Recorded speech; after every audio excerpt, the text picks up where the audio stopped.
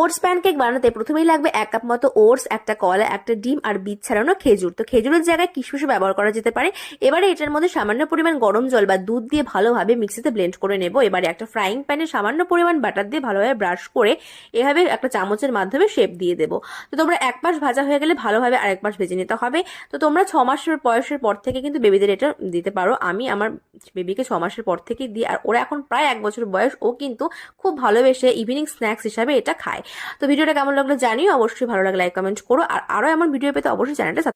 Oats pancake বানাতে প্রথমেই লাগবে 1 কাপ মতো ওটস, একটা কলা, একটা ডিম আর বীজ ছাড়ানো খেজুর। তো খেজুরের জায়গায় কিশমিশও ব্যবহার করা যেতে পারে। এবারে এটার মধ্যে সামান্য পরিমাণ গরম জল বা দুধ দিয়ে ভালোভাবে মিক্সিতে ব্লেন্ড করে নেব। এবারে একটা ফ্রাইং প্যানে সামান্য পরিমাণ বাটার দিয়ে ভালোভাবে ব্রাশ করে এভাবে একটা চামচের মাধ্যমে শেপ দিয়ে দেবো। তো তোমরা এক পাশ ভাজা হয়ে গেলে ভালোভাবে আরেক পাশ ভেজে নিতে হবে। তো তোমরা 6 মাসের বয়সের পর থেকে কিন্তু বেবিদের এটা দিতে পারো। আমি আমার বেবিকে 6 মাসের পর থেকেই দিই, আর ওরা এখন প্রায় 1 বছর বয়স। ও কিন্তু খুব ভালোবেসে ইভিনিং স্ন্যাক্স হিসাবে এটা খায়। তো ভিডিওটা কেমন লাগলো জানিও, অবশ্যই ভালো লাগলে লাইক কমেন্ট করো, আর আরো এমন ভিডিও পেতে অবশ্যই চ্যানেলটা